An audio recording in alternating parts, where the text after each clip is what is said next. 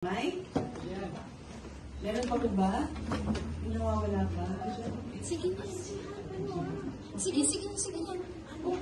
Are you part? You should take your oath now because this will only be one oath taking. It's not an individual oath. Okay. Sige po. Ready na po para sa videos and photos.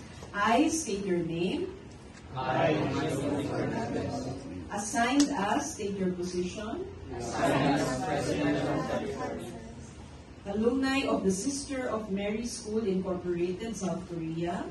Alumni of the Sisters of Mary School Incorporated, South Korea, Hereby solemnly swear and pledge hereby solemnly swear and pledge that I will wholeheartedly and responsibly that I will wholeheartedly and responsibly carry out the responsibilities and duties of my office. carry out the responsibilities and duties of my office. I will uphold, safeguard, and affirm I will uphold, safeguard, and affirm the community constitution and bylaws, the community constitution and bylaws, and will act with integrity and fidelity to the community and will act with integrity and fidelity to the community and its members, and its members, to abide by all implemented laws, rules, and regulations, to abide all implemented laws, rules, and regulations, to actively engage in and support all activities and programs, to actively engage in and support all activities and programs, including any that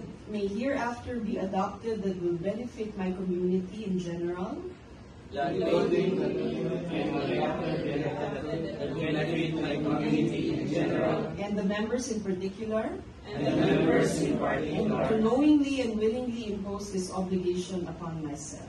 and knowingly impose this obligation upon myself. Congratulations, mga mabuhay ko kayo. Mabuhay ko ang